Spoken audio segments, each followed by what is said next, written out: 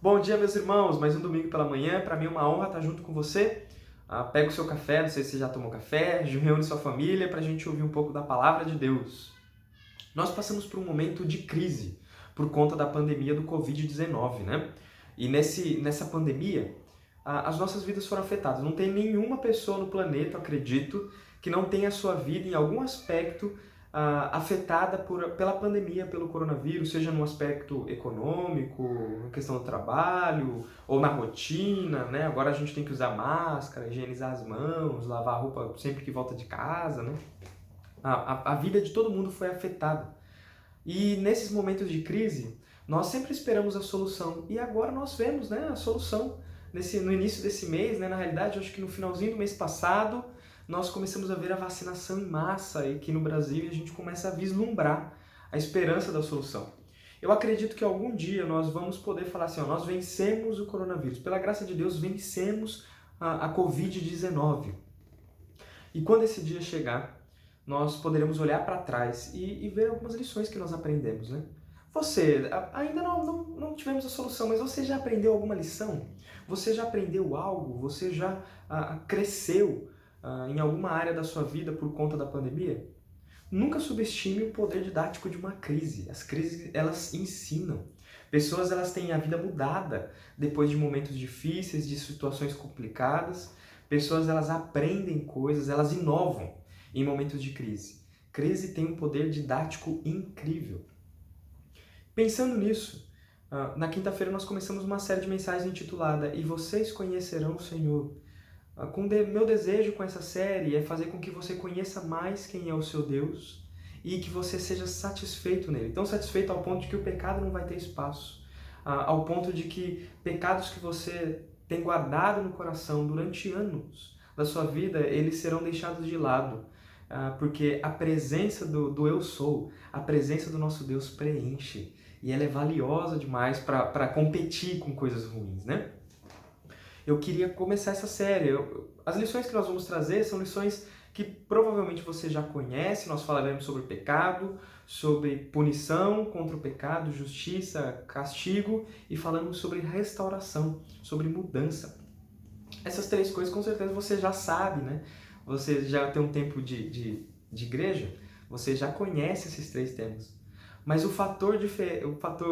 a novidade será a base ao qual nós vamos trabalhar esses temas aqui. Nós leremos o livro dos 12. Então abre a sua Bíblia aí no primeiro capítulo, primeiro versículo do livro dos 12. Abre aí. Não tem livro dos 12 na sua Bíblia? Silas, será que você está inventando um livro novo? Não, não estou. O livro dos 12 é um livro que existe na Bíblia dos judeus como um livro só, mas na nossa Bíblia, traduzido em português, eles são 12 livros, aos quais são chamados de os livros dos profetas menores, que vão de Oséias até Malaquias. Esses 12 livrinhos na nossa Bíblia, na Bíblia dos judeus, na Bíblia hebraica, eles formam um livro só, chamado o livro dos 12. Por que eu escolhi esse livro para ser a base da nossa série de mensagens? O livro dos 12, ele foi concluído e foi lido para um público que tinha acabado de passar por uma grande crise, a crise do cativeiro babilônico. E aí esse povo agora tem a oportunidade, por meio da escritura, de olhar para trás e não cometer os mesmos erros de seus antepassados. Não endurecer o coração, ouvir o Senhor e receber a mudança, a restauração do Senhor, a restauração interior, se arrependerem dos pecados e se voltarem para Deus. Nesse momento que nós vivemos, nós vislumbramos a solução do coronavírus com a vacinação. Mas ainda não chegamos lá. Mas no dia em que chegarmos, nós olharemos para trás e não cometeremos os mesmos erros que cometíamos, não cairemos nos mesmos pecados, porque naquele momento nós estaremos mais profundos na intimidade com o nosso Deus, por meio da palavra, por meio da oração. Então, abre aí o primeiro capítulo, o primeiro versículo do livro dos 12, que na realidade na nossa Bíblia é Oséias capítulo 1, versículo 1. Diz assim: Palavra do Senhor que veio a Oséias, filho de Beri, durante o reinado de Uzias, Jotão, Acás, Ezequias, reis de Judá, e de Jeroboão, filho de Joás, rei de Israel.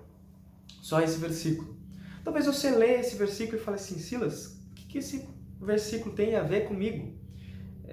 eu quero abrir um parênteses aqui. Às vezes nós vamos para a Bíblia fazendo perguntas erradas.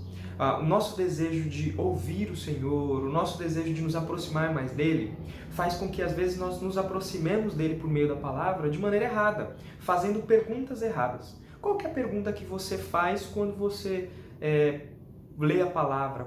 O que vem na sua mente? A maioria dos cristãos, quando vão para a palavra, vão correndo para a palavra pensando assim: o que ela vai falar para mim? O que ela tem para mim? Não é um desejo errado você querer algo para você tirado da palavra, mas essa não é a pergunta que você tem que fazer. A primeira pergunta que você tem que fazer quando você lê a Escritura. Essa é uma das últimas. A primeira pergunta que você tem que fazer é: o que este trecho diz sobre Deus?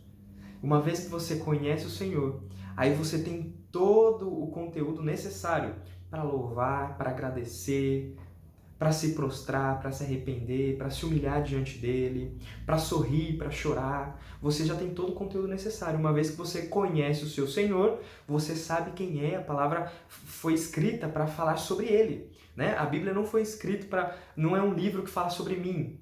A Bíblia é um livro que fala sobre Deus. E aí, quando Deus se revela, eu me conheço. Então é essa pergunta que a gente tem que fazer. O que esse trecho fala sobre Deus? Ele não é um versículo que fala aos nossos corações, não é? A gente que é brasileiro, tem aquele negócio do sentimento, né? A gente fala assim, a gente gosta de ouvir um eu te amo, um elogio, ou até uma bronca, né? Para acertar o caminho. Mas esse trecho não fala nada disso.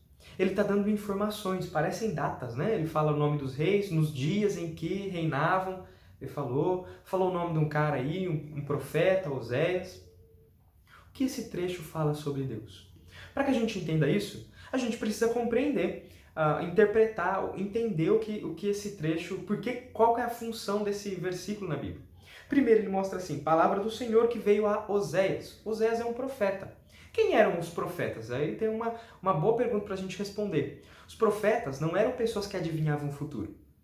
Quem adivinha o futuro a gente chama de cartomante, né?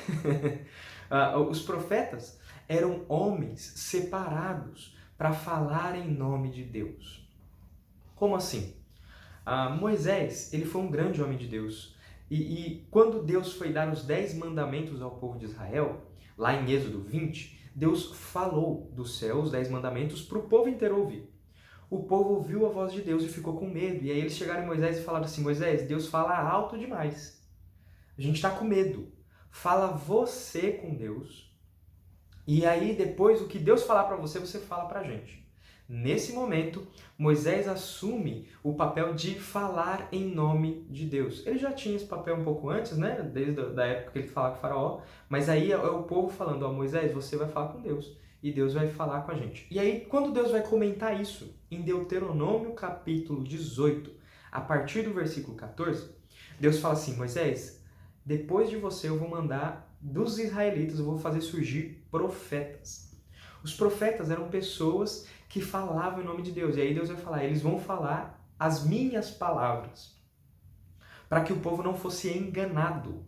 O povo não fosse enganado, né? Não desviasse da lei. Os profetas tinham essa função. Então a gente percebe que o profeta não é uma pessoa que ficava adivinhando o futuro. Ele era uma pessoa que falava em nome de Deus. Deus dava uma mensagem para eles e eles tinham a obrigação de proclamar essa mensagem para a nação. Esse era o papel dos profetas.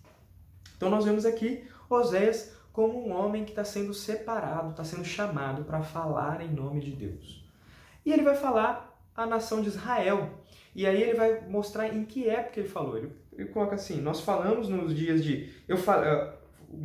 A palavra do Senhor veio ao profeta Oséias, né? Durante os reinados de Uzias, Jotão, Acás, Ezequias, rei de Judá, e de Jeroboão, filho de Jeoás, rei de Israel. Esses nomes dos reis, eles não só marcam a data em que Oséias ministrou, né? De Uzias até Ezequias. A gente não é só a data, né? Até porque a gente não tem nem o número dos anos. Não é só uma questão cronológica. Esse trecho ele vai mostrar o tipo de coração que a mensagem de Deus enviada por Oséias encontrou. Então, como era o coração dessas pessoas? No caso do livro de Oséias, o povo de Israel passava por uma prosperidade gigantesca. Estavam muito bem financeiramente, eles estavam muito bem em território, eles iam para guerras e ganhavam, mas nada disso era reflexo de um relacionamento com Deus. A bênção que eles estavam recebendo não era reflexo de uma vida entregue ao Senhor e aí o Senhor abençoou. A bênção era por misericórdia, porque eles estavam caminhando totalmente distantes do Senhor. No livro dos 12, né, nos 12 profetas menores, nos livros dos profetas menores todos, esse retrato de um povo infiel, de um povo que não está com o coração inteiro no Senhor, um povo injusto, que oprimiu seus semelhantes, os ricos oprimindo os pobres, filhos desobedientes aos pais, pessoas mentirosas, desonestas, pessoas imorais que se envolviam em prostituição, em adultérios, pessoas apáticas à vida de Deus. Esse é um retrato do povo nessa época dos profetas. A presença de um profeta, ela demonstra, a presença de um livro profético, ela demonstra um problema. O povo não está ouvindo o Senhor. E esse é o retrato do povo naquela época. Eles eram infiéis, injustos, imorais e arrogantes. Quando o Senhor levanta um profeta, ele levanta para mostrar: tem um problema no meio do meu povo. Tem um problema no mundo. O Senhor não levantou profeta só para Israel, né? Nós temos profetas que profetizaram, tem Jonas, né, que foi para Nínive falar em outra nação fora de Israel. Tem profetas que falam sobre outras nações, a Babilônia, Edom e vários outros. Quando Deus levanta um profeta, ele mostra: há um problema no mundo, há um problema nos corações. Diante disso, como está o seu coração? Injustiça, infidelidade, imoralidade, arrogância, essas são marcas que caracterizam você? Talvez você fale: não, Silas, eu não sou assim não sou infiel, eu não sou injusto. Mas é porque essas palavras, elas lembram a gente só de coisas grandes, né? Quando a gente fala infiel, a gente pensa em adultério. Quando a gente fala em injustiça, a gente pensa nos políticos que roubam. Quando nós falamos em imoral, nós pensamos em pessoas envolvidas com prostituição. Quando nós pensamos em alguém arrogante, nós pensamos em alguém que está tentando humilhar os outros. Mas todas essas palavras, elas começam num coração de maneira pequenininha. Infidelidade contra Deus não entra só no adultério, mas entra naquela pequena mentira que nós contamos para o nosso filho, para nossa esposa, para o nosso chefe, naquela história distorcida para que a gente ganhe um crédito. Isso já é uma demonstração de infidelidade. Injustiça não é só quando alguém rouba um banco, mas a sonegação de um imposto, ultrapassar o limite de velocidade, não cumprir o código de trânsito, estacionar na contramão, que é um negócio tão comum nos nossos dias. Isso é uma demonstração pequena de injustiça, de alguém que não está comprometido com a legislação do seu país. E não está comprometido com a legislação do seu país, é não estar comprometido com a legislação de Deus. Deus manda a gente obedecer às nossas autoridades. Imoral não é só aquele que está envolvido com prostituição, que é um profissional do sexo, não. Imoralidade tem a ver também com flertar com alguém do serviço, tem a ver com ficar com uma menina na escola, tem a ver com gostar de ser, de ser chavecado, né? Gostar de ser cantado, gostar de ser acolhido por pessoas de outro sexo que não são a sua esposa, ou seu marido, ou que não é sua namorada, ou sua noiva. Isso é uma demonstração de imoralidade também. E arrogância não é só aquele que pisa nos outros. Mas é engraçado como o orgulho ele pode ser demonstrado em pequenas coisas. Como aquela dona de casa que passa o dia inteiro arrumando a casa e quando a visita chega ela fala: não repara na bagunça.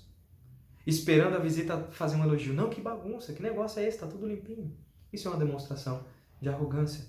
Ou aquele que recebe um elogio e faz assim: não, glória para Deus, glória para Deus. Mas o coração está fervilhando e se o elogio não vem, fica triste. Isso é uma demonstração de arrogância. Como está o seu coração?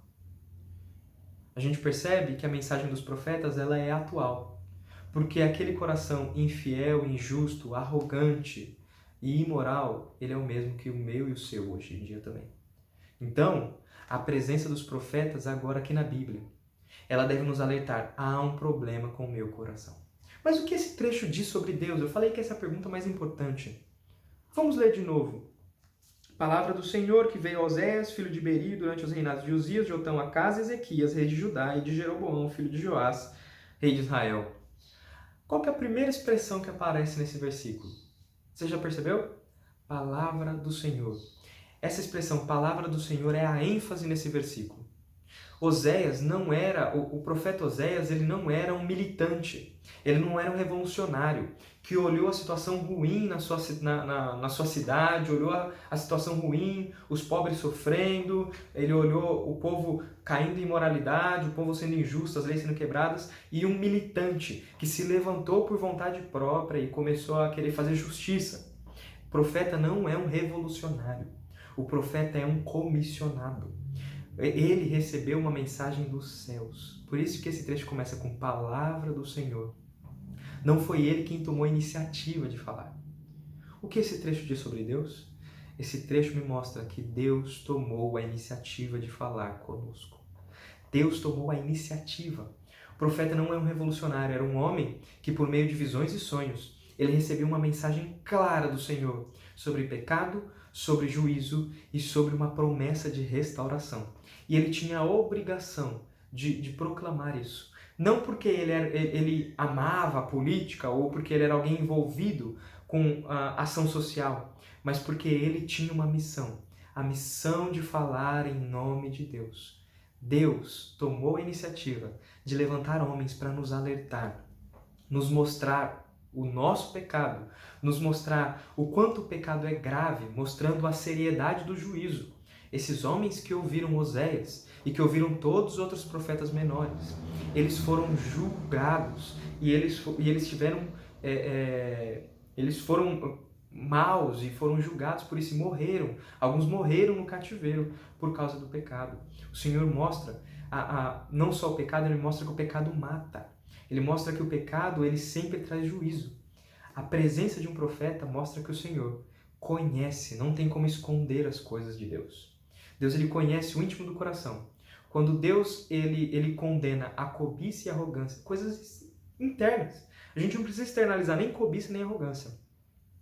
O Senhor, ele mostra: eu conheço o coração, não tem nada escondido diante de mim. E aí ele levanta um homem para fazer isso.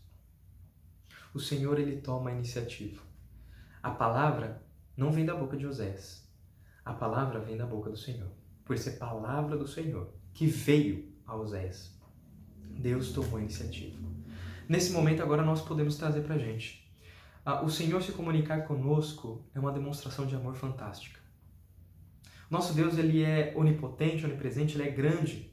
Os céus não podem comportá-lo e a terra, a Bíblia fala, os profetas dizem que a terra é o estrado dos seus pés. Que o homem é nada mais do que poeira diante dele. Que ele é ilimitado, ele não tem limites, ele não tem necessidades. Deus, ele é autossuficiente, ele não tem necessidades, ele não precisa ser louvado para ser grande, ele já é grande, ele é. Por isso ele diz: eu sou. Qual é o seu nome? Que direi? Moisés perguntando para Deus: quem eu vou dizer que o Senhor é? Ele diz: diga que o eu sou te enviou. Ele é um Deus grandioso. E esse Deus grandioso, ele se rebaixa à nossa linguagem para falar conosco. É uma demonstração de amor. Eu, esses dias, tenho entendido um pouquinho melhor o que significa isso por conta do nascimento da minha filhinha. Os irmãos sabem, né? Dia 20 de janeiro, o Senhor me deu a bênção, a mim e a Amanda, né? De sermos pais. A nossa filhinha nasceu. A Ana nasceu, está bem, graças a Deus. E quando eu pego ela no colo e converso com ela, eu imagino o Senhor falando comigo. Eu não sei se vocês já perceberam, mas pai falando com filho é um negócio ridículo, não é? É um negócio assim, constrangedor, humilhante de ver, né? Então os irmãos me vêm aqui falando pecado, apontando, falando bravo, ou às vezes falando grosso.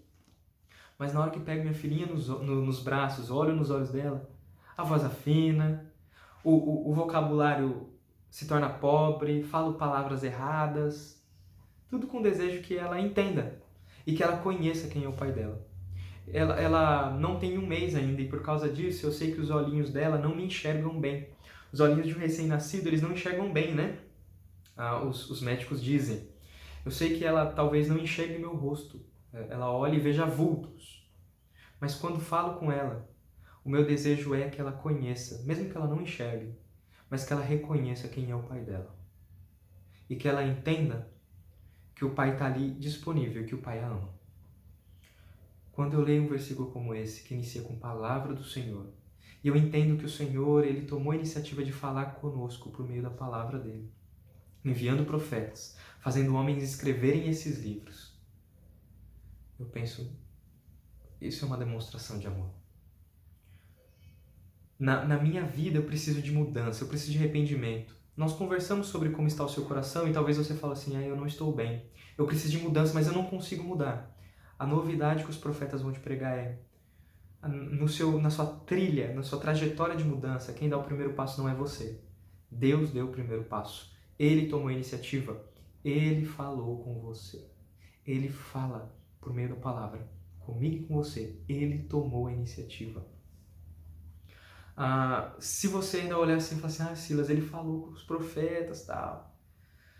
Mas vamos ver se Deus ele tem esse desejo mesmo de ser conhecido.